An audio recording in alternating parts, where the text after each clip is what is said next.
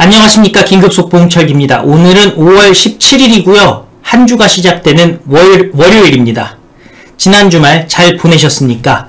대한민국 살리기 위해 우리가 주말에도 마음만은 변치 않는다는 거 저도 잘 알고 있고요. 우리 모두 한 길로 가야 될 것이라고 생각을 합니다. 자, 윤석열 총장의 메시지가 나왔고요. 그 메시지 소개해 드릴 예정이고, 그리고 또 그 외에도 김호수, 김명수, 이성윤, 김진우, 박범계 관련된 소식들 쭉 있으니까요. 오늘 많은 기대 부탁드리겠습니다. 윤석열 총장이 문재인 정권은 독재 정권이다. 그리고 저항하자, 싸우자 라는 메시지를 던졌습니다. 여러분들께 소개해드리도록 하겠습니다. 윤석열 정부 5.18 선택적으로 써먹고 던졌다. 윤석열 총장은 전 총장이죠. 16일 어제입니다. 5.18 광주 민주화운동 관련 메시지를 내고 5.18은 현재도 진행 중인 살아있는 역사이자 자유민주주의 헌법정신이 우리 국민들 가슴속에 활활 타오르는 것을 증명하는 것이다 라고 얘기했습니다. 5.18은 어떤 형태의 독재와 전제에 대한 강력한 거부와 저항을 명령하는 것이라고 얘기를 했습니다. 독재와 전제에 대한 거부와 저항이다. 5.18 정신은 힘을 가진 자가 권력을 남용해 누구를 탄압할 때 그것이 큰 것이든 작은 것이든 끊임없이 거부하고 저항하는 것이라고 말했습니다. 5.18은 특정 진영의 전유물이 아닌 보편적 자유민주주의와 인권 정신이라면서 북한의 인권 탄압과 미얀마 사태를 거론했습니다. 남북관계라는 특수성을 고려해도 우리가 보편적 인권 정신에 입각해 유엔의 북한 인권 결의에 이름을 빼서는 안 된다라고 문재인 정권의 북한 인권 결의, 북한 얘기만 나오면 발 빼는 부분 내지는 북한만 바라보는 부분에 대해서도 문제 제기를 했고요. 그리고 미얀마 사태에 대해서도 더 강력한 규탄을 해야 하지만 안 한다. 왜냐면 미얀마 사태의 뒷배경에는 중국이 있기 때문이죠. 그러면서 5.18 정신을 선택적으로 써먹고 던지면 안 된다라고 얘기했습니다. 진영에 따라 편할 때 쓰고 불편하면 던지는 것이 5.18 정신이냐, 5.18을 과거로 가두지 말고 현재 미래의 정신으로 격상시켜야 된다라고 얘기했습니다. 이에 대해서 윤석열 총장은 자유민주주의의 반대는 독재와 전체주의다. 그러면서 현 정부는 헌법의 자유민주주의에서 자유를 빼려 하지 않았느냐라고 얘기를 했죠. 그러니까 윤석열 총장이 딱 집어서, 이건 윤석열 총장이 직접 얘기한 메시지입니다. 자유민주주의의 반대는 독재와 전체주의다. 그런데 현 정부는, 문재인 정부는 헌법의 자유민주주의에서 자유를 빼려 하고 있다. 그렇기 때문에 문재인 정권은 독재와 전체주의다라고 얘기를 하는 거죠. 그리고 5.18에 대한 과도한 보상에 대해서는 5.18 정신과 보상금이 과도하게 지급된 것을 섞으면 안 된다. 한마디로 5.18 보상금 과도하게 지급된 것은 잘못된 것이다 라고 얘기를 한 거죠. 자, 그래서 지금 윤석열 총장이 정확하게 얘기하는 부분들은 바로 자유민주주의에서 자유를 빼버리는 문재인 정권은 독재 정권이라고 딱 얘기를 하고 저항하고 거부하라고 정확하게 얘기를 한 겁니다. 그런데요, 자, 어떤 분들은 이렇게 말씀하실 거예요. 왜 5.18을 여기서 거론하느냐. 그런데 제도권 정치하려는 사람, 큰 정치하려는 사람은요, 어쩔 수 없습니다. 박근혜 대통령도 광주에 가서 5.18 기념식에서 태극기를 들고 그 임을 위한 행진곡 직접 부르지는 않았지만 서가지고 태극기를 흔들기도 했습니다. 그것이 큰 정치하는 사람들의 특징입니다. 누군가가 비토를 하게 되면요, 큰 일을 할 수가 없어요. 그렇기 때문에 포용하는 메시지들을 계속 내야 됩니다. 적은 문재인 정권만 적인 겁니다. 그럼 되는 겁니다. 50만 빼고 가기 위한 전략입니다. 솔직히 저 같은 유튜브 하는 사람들은요, 그래서 생채기가 많아요. 어떤 유튜버들은 유튜브 하면서 그 다음 단계로 뭔가 제도권에 있는 국회의원이나 큰일 하고 싶어 하는데요, 그거 될 수가 없습니다. 이미 우리는 생채기가 많이 난 사람들입니다. 제가 그동안 했던 말들, 저쪽에서 막말이라고, 아니 저쪽이 아니죠. 내부에서도 막말이라고 얘기할 텐데요. 그렇기 때문에 밖에서는 가열차게 비판하고요, 안에서는 한 사람만 패면 되는 겁니다. 그리고 윤석열 총장이 정확하게 얘기한 부분들 중에 하나가 이런 얘기도 했어요. 다른 머니투데이의 인터뷰에는요, 독재와 전체주의에 대항하는 게 자유민주주의다. 헌법의 핵심 가치인 자유민주주의는 민주주의라는 허울을 쓰고 있는 독재와 전체주의를 배격하는 진짜 민주주의를 말하는 것이다. 자유민주주의는 법의 지배를 통해서 실현된다라고 얘기했습니다. 헌법과 자유민주주의에 대해서 기회가 있을 때마다 얘기해왔다. 정치적 발언이 아닌 대한민국을 사는 책임있는 지성인이자 전직 검찰총장으로서 하는 말이다 라고 얘기했습니다. 그리고 윤석열 총장 지지율 나왔습니다. 차기 대통령감 질문에 윤석열 35.1% 1위, 40대는 이재명 지지. 차기 대선 후보 적합도에서 윤석열 전 검찰총장과 이재명 경기지사가 1, 2위를 차지하면서 양강 구도를 유지했습니다. 양자 가상 대결에서는 윤석열 총장이 이재명과 이낙연 모두 오차 범위 밖으로 제압했습니다. 다만 야권에서는 홍준표 무소속 의원이 등판하면은 이재명에게는 진다라는 조사도 나왔다고 합니다. 다자구도로 다음 인물 중 차기 대통령감으로 누가 가장 적합하다고 생각하냐라는 질문에는 응답자의 35.1%가 윤석열을 선택해서 1위를 차지했습니다. 뒤를 이어서 이재명 28.3, 이낙연 13.7, 홍준표 5.5, 안철수 3.9, 정세균 2.7, 심상정 1.9였습니다. 그 외 인물은 2.8%였고 없음은 3.4%라고 했네요. 윤석열 총장은 매번 똑같아요. 40대를 제외한 전 연령층에서 지지율 1위를 차지했습니다. 40대에서는 지지율 20%로 이재명에게 뒤졌습니다. 윤석열 총장은 국민의힘 지지자의 65.9%로부터 지지를 받았습니다. 국민의당 지지자도 53.9%를 지지했습니다. 그러니까 나는 국민의당 지지해야 하는 사람들마저도 윤석열 총장을 안철수 국민의당 대표보다 더 지지를 하는 겁니다. 무당층으로부터는요, 오히려 압도적인 지지를 받습니다. 43%. 그러니까 국민의힘 지지자의 3분의 2, 국민의당 지지자의 과반, 그리고 무당층 지지자의 43%. 그러니까 결국 윤석열 총장 지지율이 35% 나온 거는요, 결국 대깨문들이 거부했기 때문밖에는 방법이 없죠. 예, 통계가. 반면에 이재명은 민주당 지지자의 56%가 지지를 했습니다. 열린민주당 지지자는 62.9. 그러니까 열린민주당이 아내당이라고 해서 더 레디컬한 그 친문 세력이라고 볼 수가 있지 않습니까? 그런데 지금 열린민주당마저도 이재명 쪽으로 돌아섰죠. 반면에 이낙연은 민주당 지지자의 27.4%의 선택을 받는데 그쳤다는 겁니다.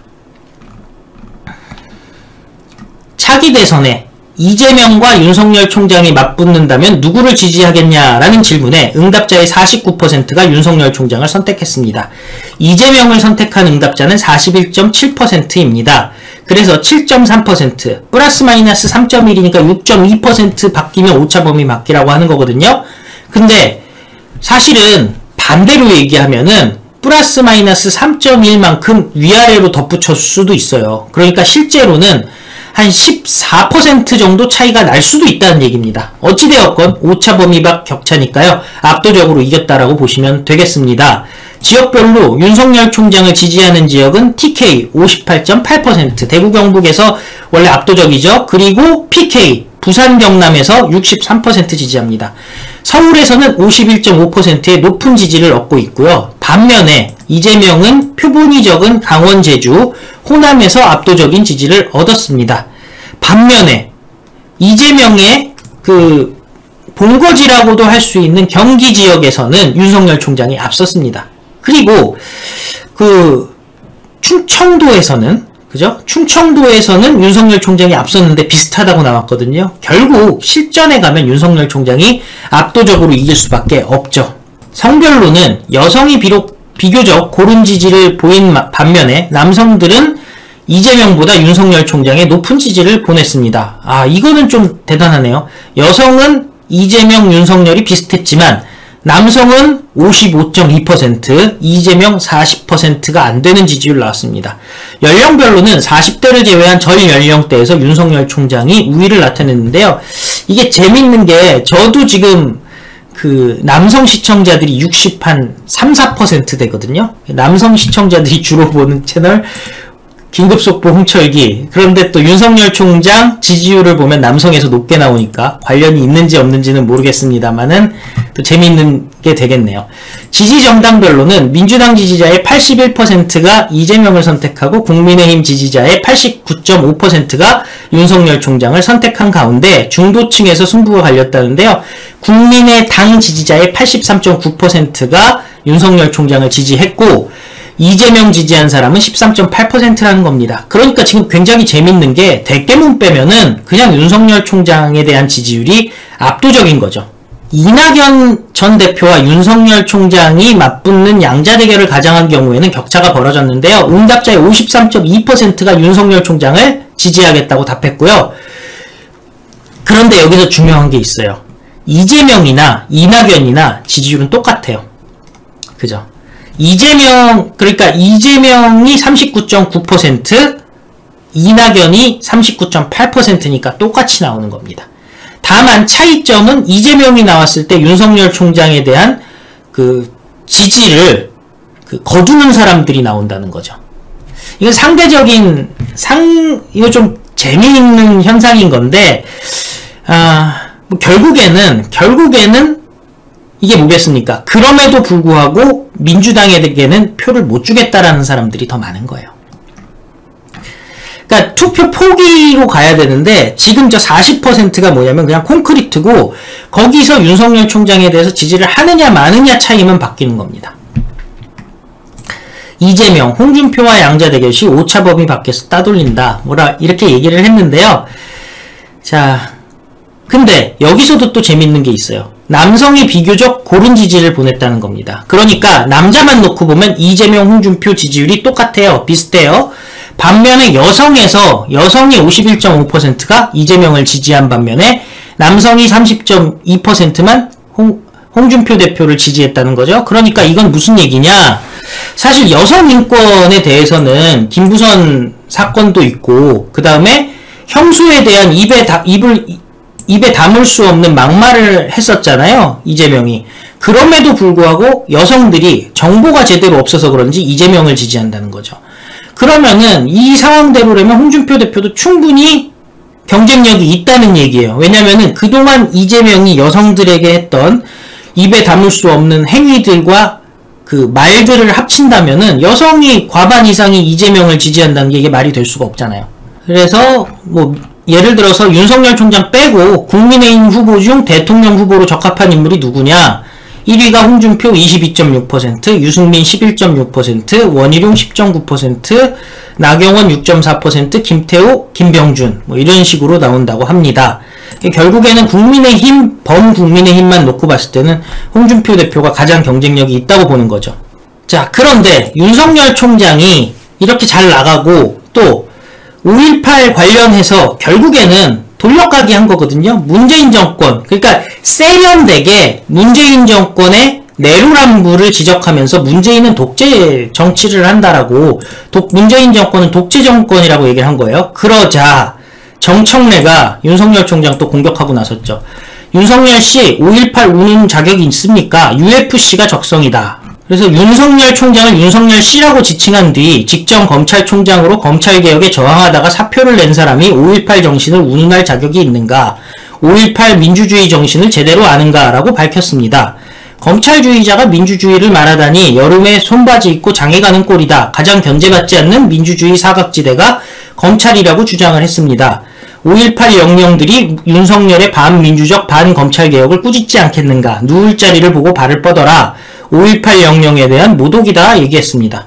윤씨가 5.18에 대해 한마디 걸치는 것을 보니 안 어울리기도 하고 웃기기도 하다. 어쩐지 정치와 민주주의 이런 종목에는 안 어울리는 선수 같다. 차라리 UFC가 적성에 맞을 것 같다 라고 얘기를 했는데요. 자, 결국 뭐겠습니까? 정청래가 두려워하는 건 윤석열 총장인데 윤석열 총장이 하고 싶었던 얘기는 바로 이겁니다. 니네 대깨문들, 정청래, 문재인 이런 자들은 5.18 선택적으로 써먹고 던지지 않느냐. 그렇기 때문에 5.18 얘기하려면 미얀마에 대해서도 얘기하고 유엔의 북한 인권 결의에 대해서도 얘기를 해야 된다. 북한 인권에 대해서도. 근데 안 하지 않느냐. 진영에 따라 편할 때 쓰고 불편하면 던지는 게 5.18 정신이냐. 그러면은 그런 기본으로 얘기한다면 자유민주주의에 반대는 독재와 전체주의인데 문재인 정부는 헌법의 자유민주주의에서 자유를 뺐다. 그러니 그리고 5.18 정신과 보상금이 과도하게 지급된 것을 섞으면 안 된다가 그 5.18에 대한 과도한 보상에 대해서도 인정을 한 거란 말입니다. 그래서 윤석열 총장은 지금 세련되게 포용적으로 나가면서도 문재인 정부 까는 겁니다. 그러니까 정청래가 UFC나 하세요 라는 말이 나오는 거죠.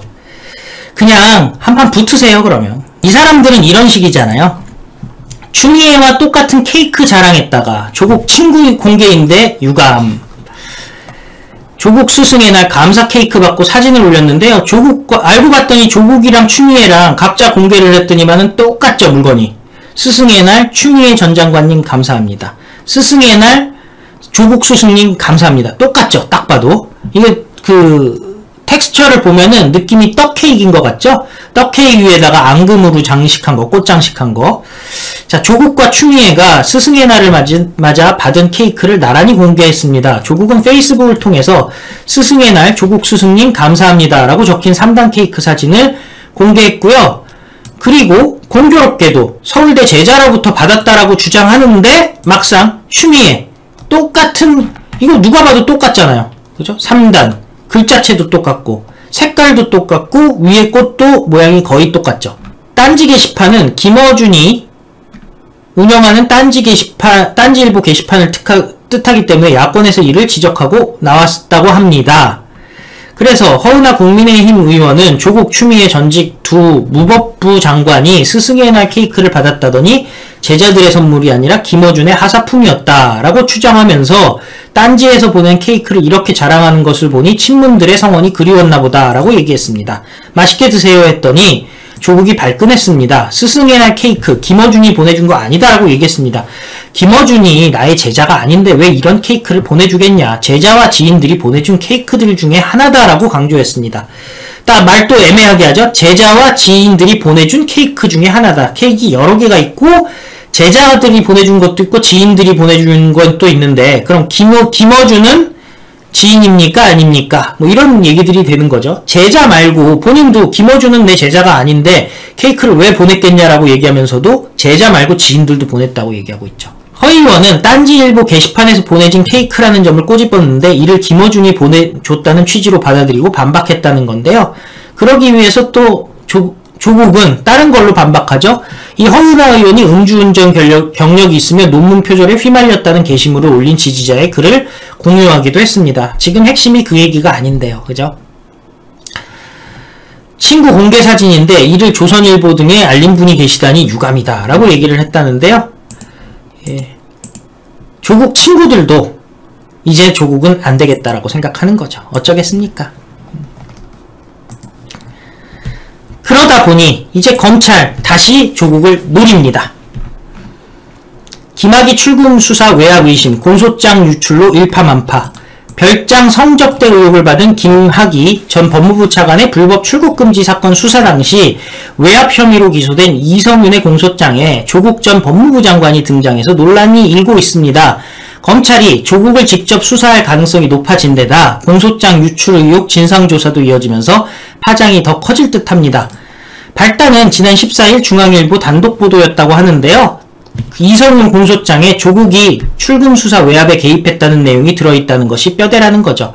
공소장에는 당시 이규원 검사가 안양지청이 자신을 수사한다는 것을 알고 사법연수원 동기인, 이 사람들은 동기, 선배, 후배 이렇게 움직이죠. 사법연수원 동기 이광철에게 알렸고 이광철은 조국에게 이규원이 미국에 유학을 갈 예정이라며 수사를 받지 않게 해달라고 요청했다고 합니다. 그래서 조국이 법무부에 전화를 하면서 수사를 막았다는 것이 검찰의 입장입니다. 조국은 SNS로 이 사건과 관련해 어떤 압박도 지시도 한 적이 없다라고 주장을 했습니다.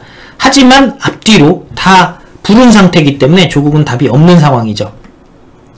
일단 수사 외압 사건은 공수처로 공이 넘어갔는데요. 검찰이 수사 외압 의혹을 놓고 윤대진, 이현철, 배용원 사건을 공수처에 이첩했기 때문입니다. 조국은 이들의 혐의 대목에서 등장합니다. 그런데 문제는 공수처는 수사검사 5명을 해직교사 특채 의혹 사건에 투입했고 6명은 법무연수원 4주 교육에 참가시켰습니다. 그렇기 때문에 이 사건뿐만이 아니라 다른 사건도 들여다볼 수가 없습니다. 검찰이 이성윤 사건을 공수처에 넘겼다가 수사 여력 부족으로 재이첩 받았던 전례가 되풀이될 수 있다고 하는데요. 공소장 유출 의혹과 검찰총장 임명 인사와 맞물려서 파열음은 커질 것이다 라고 얘기를 하고 있습니다. 그런데요, 여러분들, 이거 의도, 공소장 유출은 바로 이거지 않습니까? 이성윤 공소장 유출자, 색출 지시한 박범계의 불순한 의도. 아예 매일신문에서 사설을 세게 그냥 박았어요. 예. 박범계 법무부 장관이 김학의 전 법무부 차관 불법 출국 수사 중단 외압을 행사한 혐의로 기소된 이성윤의 공소장 내용이 언론에 보도된 경위를 조사하라고 대검에 지시했습니다. 공소장 내용 공개를 범법행위인 것처럼 몰아가려는 불순한 의도가 그대로 읽힌다는데요. 우리나라를 포함한 민주주의 국가는 거의 대부분 공개 재판주의를 원칙으로 합니다. 여기에는 공소장 공개가 포함됩니다. 재판부가 국민의 감시를 받게 해서 공정한 재판을 받게 하기 위함인데요. 그리고 이는 기소 전 수사 내용을 외부에 알리는 범법행위인 피의사실 공포죄와 근본적으로 다르다는 겁니다. 그런데 박범계가 진상조사 지시한 근거는 규정입니다. 이것은 조국이 만든 것으로 스스로를 방어하기 위해 만든 것이죠. 그래서 박범계는 이런 말도 안 되는 훈령을 내세워서 공소장 공개가 불법행위라도 되는 듯 진상조사를 운운하고 있다는 거죠. 반면에 박범계는 야당 의원 때는 기소 전에도 수사 상황을 공개해야 된다고 주장했었습니다. 정호성 전 청와대 부속비서관의 휴대전화에 담긴 박근혜 대통령 관련 녹음 파일 공개를 주장했던 게 박범계입니다. 그리고 수사팀이 매일 수사 상황을 발표하도록 특검법에 대국민 보고 조항을 박범계가 넣었다고 합니다. 박범계는 방송에 나와서 국민에게 당연히 알리는 것은 옳은 태도고 바른 방법이라고 했습니다. 내로남불 때문에 민심이 떠나가고 있습니다. 하지만 내로남불은 그대로입니다. 국민의 인내심도 한계점을 향해 달려가고 있고요.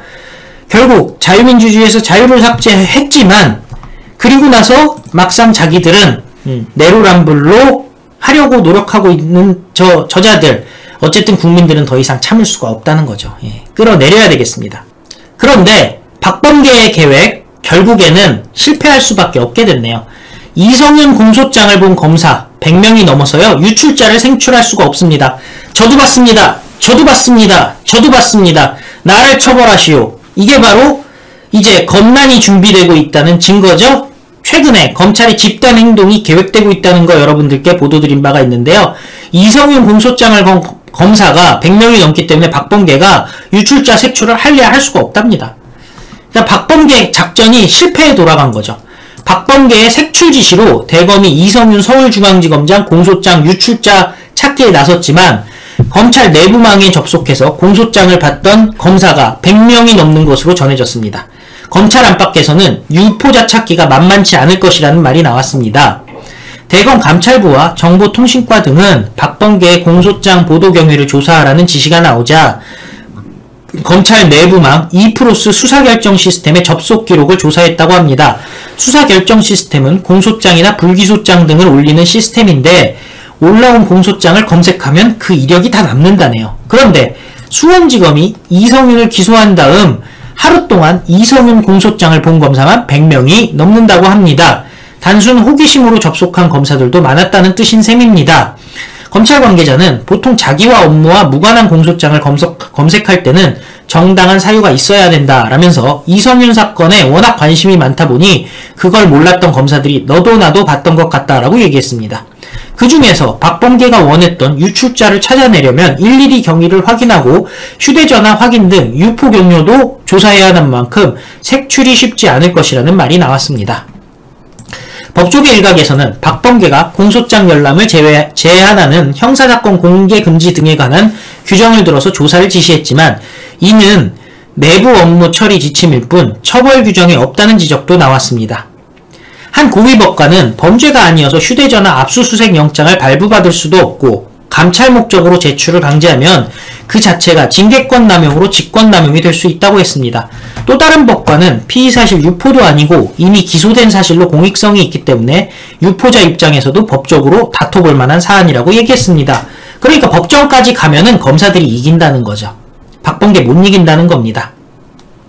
당초 수사결정 시스템에 안양지청과 직권남용을 동시에 키워드로 넣으면 해당 공소장이 상단에 노출됐지만 박범계 지시 이후 그런 식으로는 검색이 안 된다고 합니다. 박범계가 검색어까지 막아버렸습니다. 그렇죠? 박범계 지시 이후 그런 식으로 검색이 안 된다는 건 박범계가 시켰다는 거죠. 예.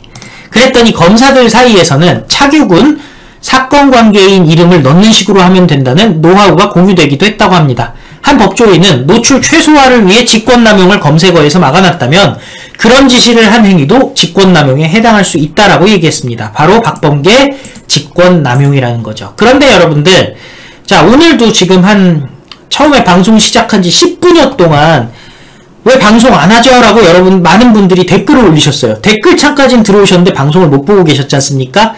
오늘 같은 날 노출이 잘 안 되죠. 바로 이런 식으로 하다 보면 직권남용, 물론 이게 민간업체이기 때문에 이런 경우는 업무방해가 되겠죠. 드루킹 때랑 똑같이.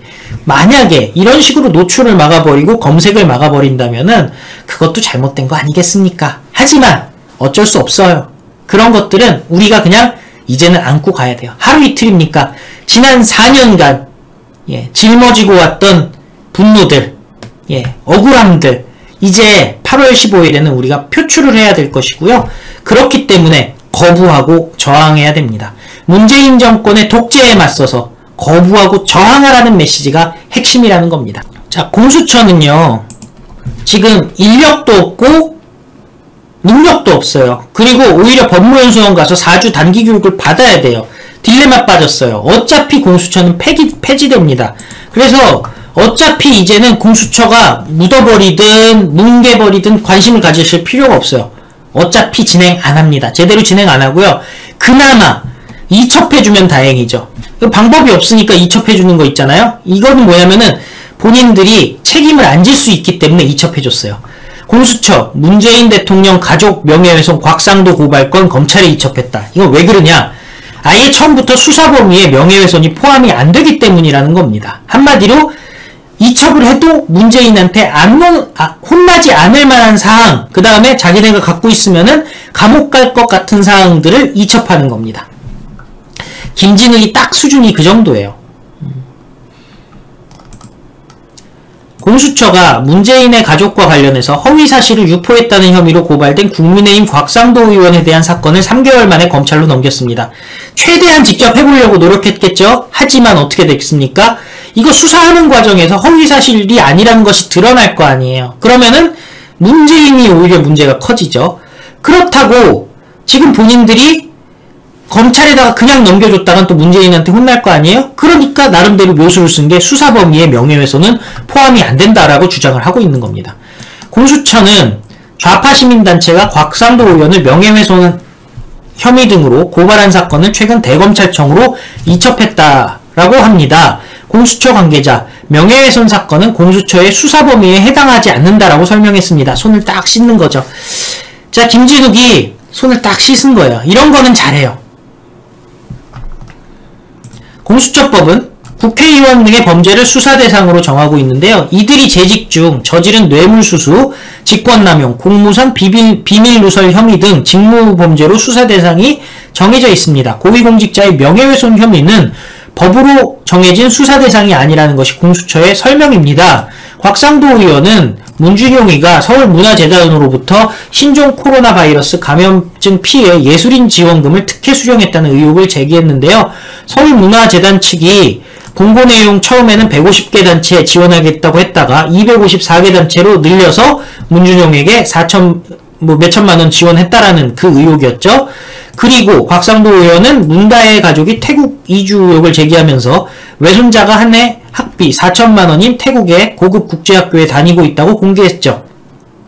시민단체는 결국에 허위사실 적시에 따른 명예훼손 등의 혐의로 공수처에 고발했다는 건데요. 그것을 김진욱이 검찰로 이첩했습니다. 이유는 명예훼손은 본인들의 업무 범위가 아니라는 건데 3개월 만에 이첩했다는 거예요.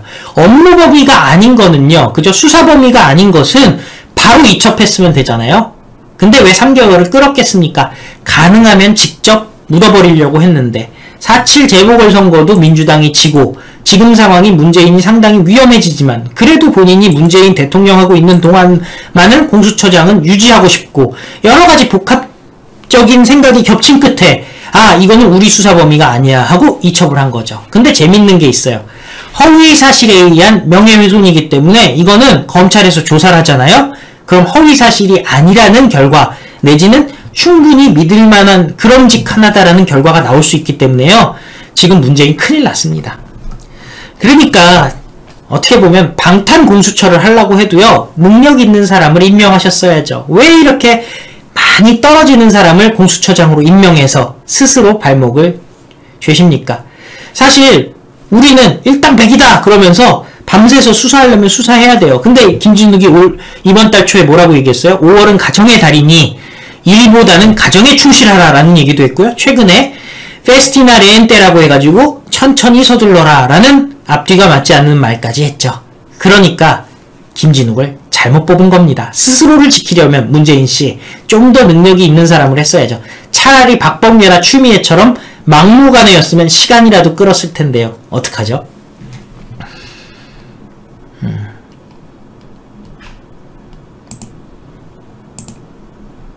재밌는 분들 오늘 많아요. 윤석열 얘기 그만하세요. 제가 그 방송 시작한 지 10개월 동안 윤석열 총장 얘기만 해왔는데 윤석열 얘기는 그만하세요는 왜 그러시는지 모르겠어요. 자,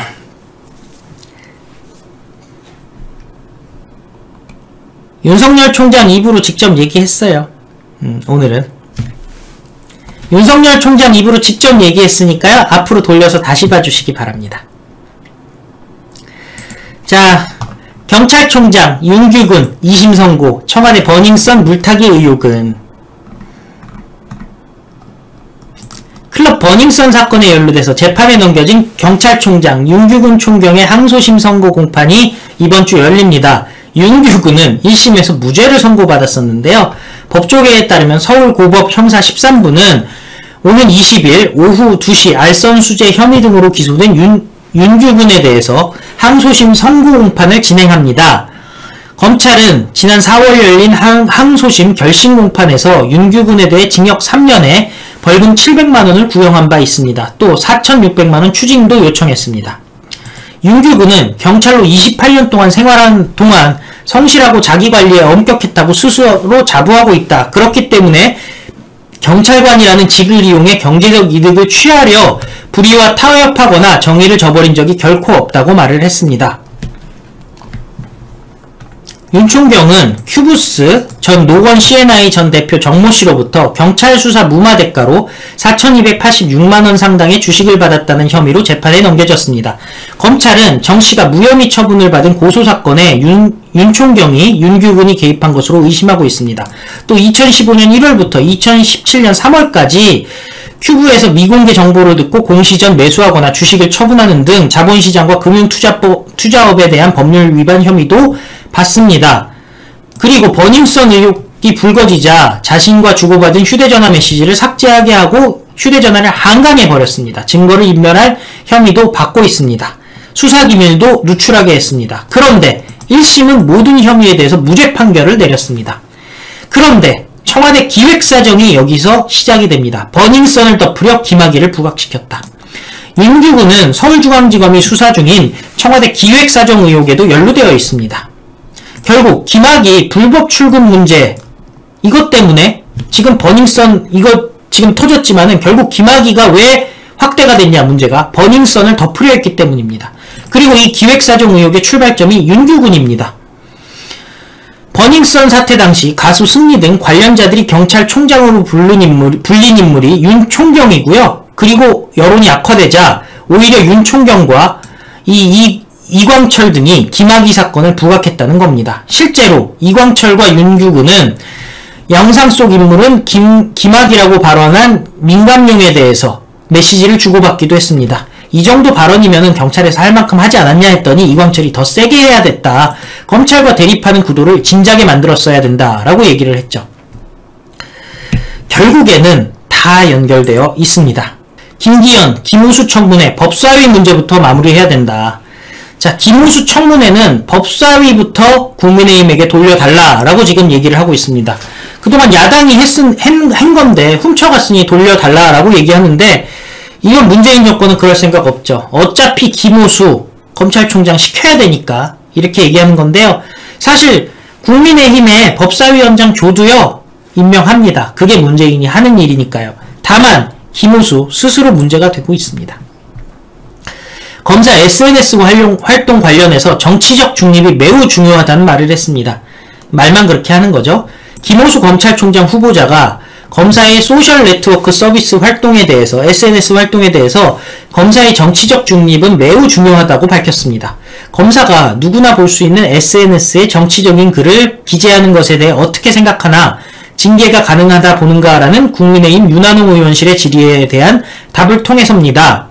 현직 검사 중 SNS에 공무상 기밀을 기재하거나 정치적인 글을 올려서 논란이 된 검사는 대표적으로 이문정과 진해원이 있습니다. 모두 문재인 정권을 좋아하는 친문 검사입니다. 이문정은 한명숙 전 총리 모해 위증 의혹 사건에 대한 자신의 의견과 배당 문제와 관련한 글을 올렸다가 공무상 비밀 누설 혐의로 시민단체에게 고발당했습니다. 진해원은 깨시민을 제외하면 모두 야당 측 선거운동원이며 매국노라는 취지의 글을 페이스북에 올려서 본인이 소속된 검찰청의 수사 대상이 됐습니다. 공직선거법과 국가공무원법 위반 혐의입니다. 그리고 진해원은 박원순 성추행 사건 피해자에 대한 2차 가해 논란을 일으키기도 했습니다. 박범계는 신중했으면 좋겠다라고 얘기를 했습니다. 김오수는 딱 집어서 얘기하진 않았습니다. 검사의 SNS 활동과 관련해 일반적으로 평가하기는 어렵고 개별적 사안에 따라 구체적으로 판단할 문제라고 얘기를 했는데요. 근데 어차피 김오수 말만 이렇게 하고 청문회는 통과하고 싶고 뭐 이런 걸 텐데요. 내로남불 김오수 믿을 수는 없죠.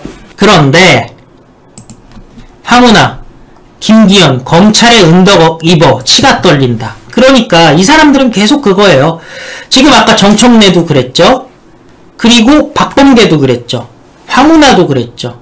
검찰과 윤석열만 무릎 꿇게 만들면은 본인들이 정권 재창출하고 천년만년 자기들끼리 해먹고 싶다라고 생각하는 사람이에요. 반면에 윤석열 총장은 자유민주주의에서 자유를 빼려고 하는 자들이니 결국에는 그 다음에 북한 인권에 대해서 말하고 있지 않다라고 얘기를 했잖아요, 오늘. 자, 중요한 게 두 개요. 북한 인권에 대해서 얘기하지 않는 자들, 그 다음에 자유민주주의에서 자유를 삭제하는 자들. 그럼 북한 인권에 대해서 얘기하지 않고 자유를 삭제하면 어떻게 됩니까? 적화되는 거잖아요. 그죠? 윤석열 총장은 지금 적화에 대한 걱정이 있는 거고요. 반면에 황운하는 어떻게든 윤석열만 꿇어앉히면 된다라는 생각하는 거죠. 감옥에 넣으면 된다고 생각하는 거죠. 황운하가 김기현 국민의힘 당대표 권한대행 겸 원내대표를 향해 검찰의 은덕을 입었다고 주장을 했습니다. 검찰은 당시가 결국 윤석열 총장이 총장하던 시절 아니에요? 경찰에 김기현 형제 토착비리 수사를 잘못된 수사로 몰아가기 위해 온갖 방법으로 수사를 방해하고 마침내는 불기소 처분으로 사건을 아예 덮어버린다라고 얘기를 했습니다. 황운하는 결국엔 김기현 의원의 형과 동생도 고발을 했는데요. 2014년 누군가로부터 4,400만원, 1억 7,600만원의 정치자금을 받아서 울산시장 선거에 사용했다는 또 마타도어를 시작한 거죠. 울산 경찰청이 국가수사본부로부터 고발장을 넘겨받아 수사를 진행 중인데요. 신속한 수사 기소를 촉구할 예정이라는데 고래고기 얘기 또 꺼내고 있어요. 아니 지금 대검찰청에서 고래고기에 관심을 가질 이유가 있습니까? 관심 없어요. 검찰에서 무슨 고래고기를 그 동네에 있는 경찰들이나 관심 있겠죠. 관심 없어요. 그러면서 이렇게 얘기하잖아요. 끝내는 청와대까지 수사 대상으로 끌어들여 마치 살아있는 권력 수사를 하는 모양을 만들어 정권에 타격을 가하고 보수 언론과 야당의 엄호를 받게 된다. 검찰이 수사를 거부하고 복수를 결심한 것이다. 이렇게 얘기를 하고 있잖아요. 그럼 누구를 공격하는 거예요? 윤석열 총장 공격하는 거예요. 검찰의 만행에 치가 떨린다. 기대도 안 했지만 혹시나 했던 공수처는 역시나였다. 지켜볼 수가 없어서 경찰에 고발했다. 노무현 끌어당기고 문재인 얘기하고 있죠. 검찰개혁은 실패 기록을 남기게 될 것으로 보인다.